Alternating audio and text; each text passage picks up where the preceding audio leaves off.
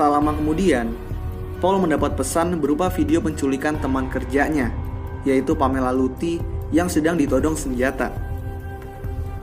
Paul pun panik dan memohon kepada Jabir untuk tidak membunuh temannya tersebut.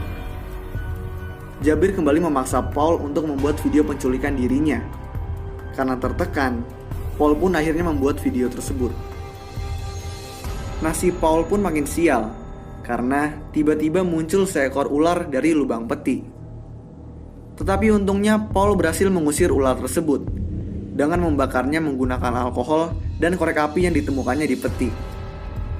Paul kemudian kembali mencoba menelpon istrinya, tapi lagi-lagi nggak diangkat dan hanya terhubung dengan mesin penjawab telepon. Beberapa menit kemudian, Paul lagi-lagi juga mendapat pesan berupa video dari Jabir. Video tersebut menunjukkan Pamela, teman kerjanya yang disandra tadi, ditembak tepat di kepala. Ini terjadi karena Jabir nggak mendapatkan uang tebusan untuk dirinya. Paul pun di sini makin stres.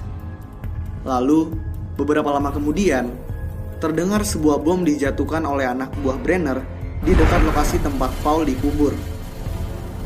Bom tersebut membuat tutup peti retak dan membuat pasir mengalir ke dalam peti.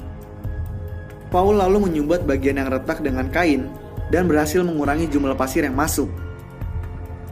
Gak lama kemudian, Paul menerima telepon lagi, dan kali ini dari Alan Davenport dari CRT. Di sini Alan menuduhnya berselingkuh dengan Pamela dan merekam semua pembicaraan mereka. Karena kasus perselingkuhan yang gak diketahui kebenarannya tersebut, CRT menganggap Paul tidak lagi bekerja untuk perusahaan mereka.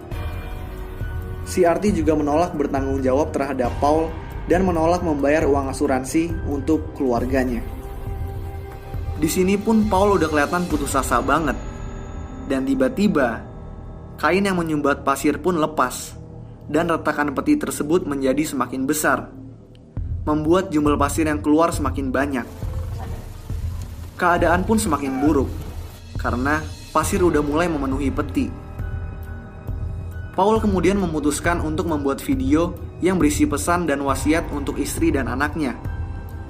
Namun tiba-tiba, Jabir menelpon lagi dan menagih uang yang dimintanya.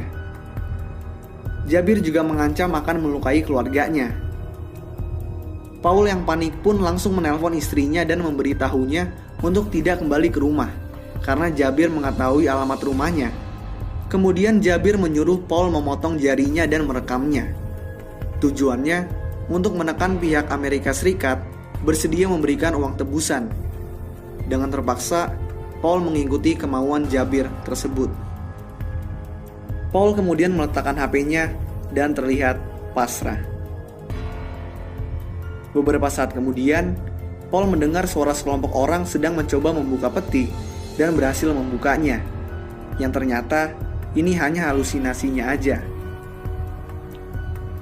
Paul kemudian mendapat telepon lagi dari Brenner yang mengatakan kalau timnya berhasil menemukan lokasi tempat Paul dikubur. Paul pun senang dan langsung menelpon istrinya, dan kali ini diangkat.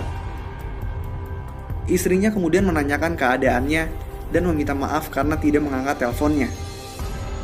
Di sini istrinya ngejelasin kalau dia nggak sengaja ninggalin HP-nya di rumah pas lagi pergi, jadinya dia nggak mengangkat teleponnya. Paul kemudian mengatakan kalau dia akan segera pulang. Paul lalu menelpon Brenner lagi dan menyuruhnya untuk lebih cepat, karena pasir udah hampir memenuhi seluruh peti. Brenner kemudian mengatakan kalau dia sudah menemukan petinya, dan ternyata peti yang ditemukan ternyata peti milik Mark White yang sudah meninggal. Di sini kita tahu bahwa Brenner berbohong mengenai Mark White, dan kita bisa mengambil kesimpulan kalau Brenner dan timnya nggak pernah berhasil menyelamatkan satu sandera pun. Dan film kemudian ditutup dengan suara Brenner meminta maaf kepada Paul. So, itulah seluruh alur cerita film Buried.